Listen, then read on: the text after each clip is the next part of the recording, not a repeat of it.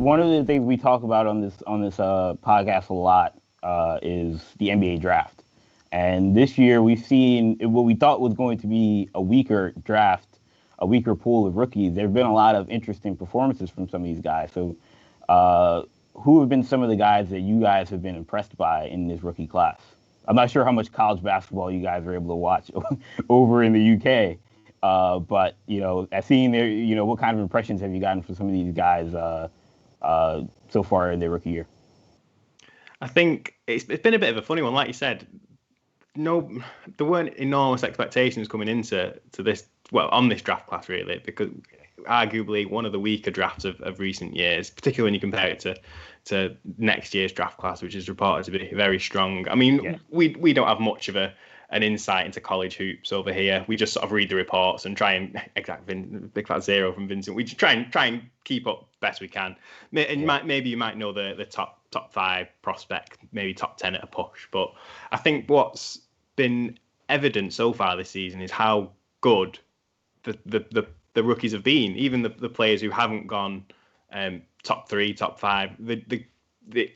While there's not necessarily been a standout star from the draft class, the consistency from sort of 1 through 15, 1 through 20 has been really, really solid, I think. I was expecting big things out of Obi Toppin. I think he was probably one of the most like NBA ready bodies in the draft class.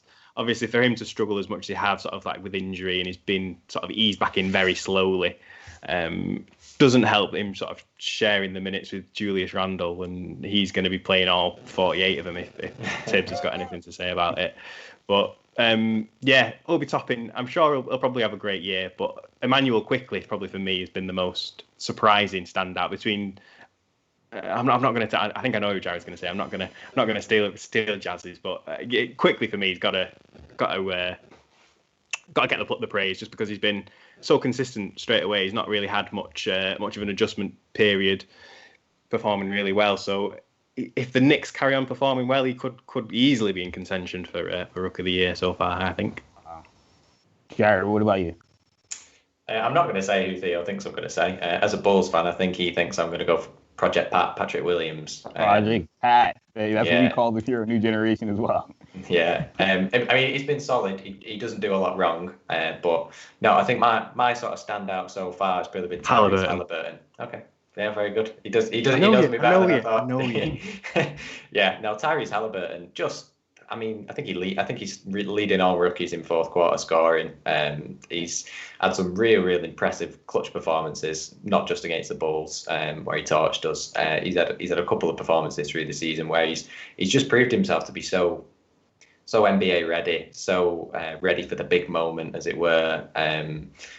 Playing in a team that it isn't going too well for Sacramento at the moment.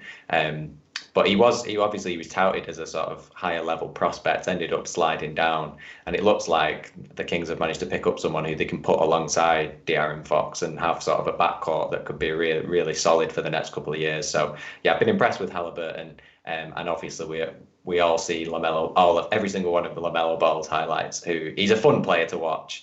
But yeah, I think at the moment I'm leaning towards Haliburton as probably the most impressive rookie I've seen so far.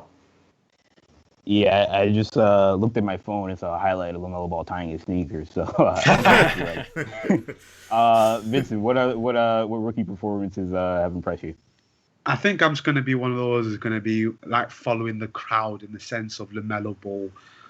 Because I don't know if you ever watched these guys called RDC World.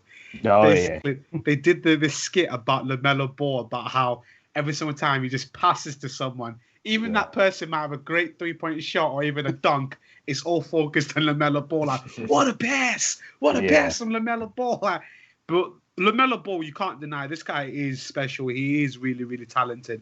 I personally think the way the media's going, the way it's all going, it looks like he's got a high chance of winning the Rookie of the Year. Obviously, Tyrese Haliburton is a very good player right now, and he is playing for. He is, as Jared says, NBA ready. But what LaMelo Ball is doing for me personally, I think once the Hornets start actually starting him, because I feel like maybe he needs to get an opportunity to maybe start starting. And I think once he gets that, he might have an opportunity to actually have a good little run in the team, and he could be because he's a great passer of the ball. I think he's better than Lonzo. He's a great passer of the ball, and like, I feel like I'm like LeVar Ball right now. The praise talking him up. I feel like he should be starting, and I think he's got potential to be a great player. But for me, so far, the one that shines for me is LaMelo Ball. I think he is really, really. He's no joke. He is the real deal as well. So he just needs to start starting. I personally think once he starts starting for the Hornets, we could see something special from the guy. Got to give a bit of love to Peyton Pritchard as well for the C's. Absolutely, man. He's performed pretty well. I don't think just further to what Theo was saying earlier, some of the consistency in the top picks. I don't think anyone expected Pritchard to be playing as many minutes. Obviously, the COVID protocols and everything doesn't help, but you must be happy with him, Kendall. What are your thoughts on that? Yeah, I mean, we're seeing a lot, certainly with Peyton Pritchard. One of the things that we've noticed over the years, really, with a lot of rookies, is that the older prospects tend to do a little better. So he did 4 years of college at Oregon. And so he's come in. He's just the same age as Jason Tatum, which, is a good thing and a bad thing. But he's certainly NBA ready. But we've seen Emmanuel Quickley as an older prospect, Haliburton, an older prospect, and those guys have done well as well. Deshaun Tate. Yeah, true. Yeah. Deshaun Tate, certainly another guy, much older, coming out of Ohio State. But yeah, this has been a very good rookie class, a little better than I expected. And I think the one guy, Kendall, we got to mention as well is Tyrese Maxey with the Sixers. Yeah, Maxey. Another guy. I don't know. Again, I know you guys are not as familiar with the college game, but one thing we've talked about on our pod a bunch of times is the Kentucky guys sometimes are the hardest guys to really evaluate because the way their coach John Calipari coaches them is he wants them to figure out an NBA role that he can fit on his team because he thinks that'll help them in the NBA level. And in many ways, what happens is guys end up kind of not showing all they can do. So I think what we've seen from Maxey and Quickley is way more ability to play the point, way more craftiness than we were allowed to show. I mean, Quickley with Kentucky was a shooting guard. I mean, he was just a guy who came in and he was trying to make threes, and he was very good at it.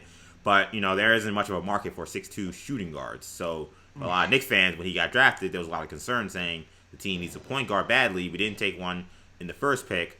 We're taking a guy now who, yes, out of high school he was a point guard, but he hasn't played point guard in 2 seasons.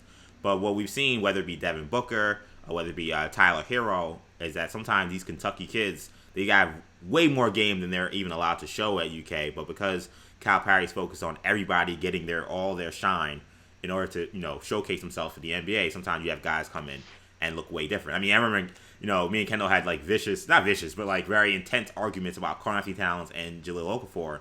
I think we both preferred Okafor, but none of us knew Karl-Anthony Towns could shoot threes the way he did in his rookie year. Like that's something he didn't do at Kentucky because at the time Cal said you need to be able to play in the post consistently. And while I know you can shoot threes, we have other guys on this team that can shoot threes better than you, like Devin Booker, who was not allowed to dribble or play point or show any of his on-ball ISO ability, because they were like, we have other guys that I need to be able to do that with. So I think with Maxey and Quickley, those are 2 guys that, sometimes it's like they went to a great school because of the prestige and they didn't end up getting drafted in the first round.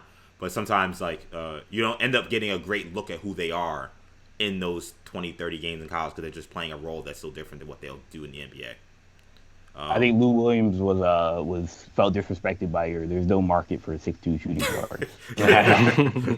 I just think, just before we move on, I just think it's interesting that in that conversation about rookies, none of us mentioned the number 1 pick, Anthony Edwards. Or the number 2. Or the number 2 pick. I mean, to be fair, Wiseman has been very good, but he's just so raw, isn't he? So young. There's more that needs to be done. Draymond coaching him up. Feel good clips, them, aren't they? But yeah, Edwards, a bit disappointing, but there we go. Yeah, I think it's gonna be a little bit of an adjustment period for Edwards. I think Edwards and Wiseman in some ways are kind of like kindred spirits in that they're both like, the tools are there for them to be great, and I just think a lot of it's gonna be just like seasoning and kind of getting used to the speed and the familiarity of the game. Wiseman, I think, being 7 feet tall, is able to kind of like just like just kind of bull his way through some of like the growing pains. Where Edwards, he's a guard, so I think it's become a little bit more of a learning curve. I'm not concerned about Edwards, but yeah, I would say definitely a little disappointing. And he went to kind of a weird team because you come to a team as the number one pick, and then you have 2 all-star caliber players on your team. That kind of like in their finding your role, in their primes, finding your role in that kind of squad is different. Most number one picks come in, they're getting all the shots, and they're going to be top guys on their team, and he's kind of had to take a step back.